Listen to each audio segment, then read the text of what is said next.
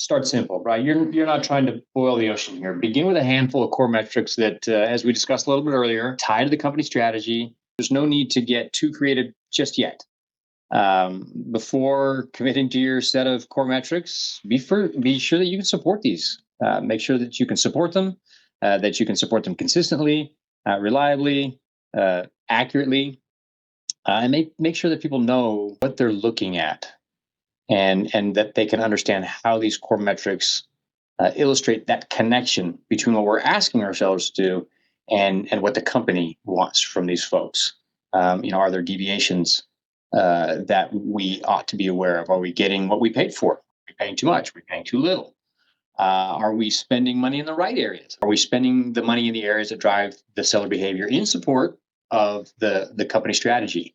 These metrics should inform those and related questions. So for me, just start simple, make sure you can do them, make sure that people know what they're looking at, make sure that they tie to the strategy, and from that point on, you can certainly grow and expand on these, but for me, start simple and grow from there. I think sellers should know what matters to everybody, all the way from their level all the way up. And I think where we have a miss in general is that we hold this analysis and this performance analysis and these conversations with the VPs and up, everybody else in the company, and the sellers come the end of the year, they're like, wait, what did I do wrong? I'm not sure. My attainment's high, so why are you saying I didn't hit my mark?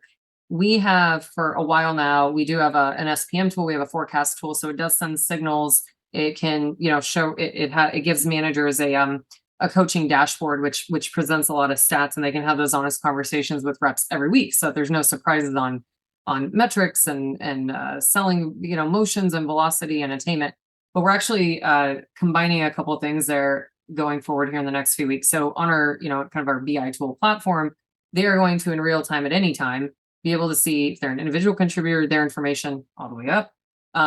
Key metrics that we said, hey, we know there's 30 metrics you could look at, but these are the 5 that we care about for this year. So we care about attainment, we care about ADS, we care about win rate, we care about forecast submission if you're an IC, accuracy if you're a manager, long story behind that. And then there's a last piece there.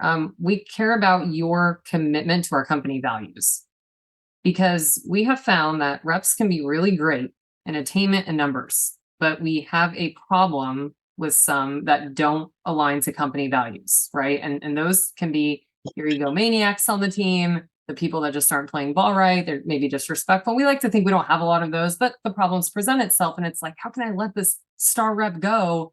But they're such a jerk. They don't work with anybody, and they're causing a lot of problems. So we actually, all those metrics, we're putting in a weighted average view, and reps will be able to instantly have those, right? Some metrics update live every day, some you have to wait till the end of the month.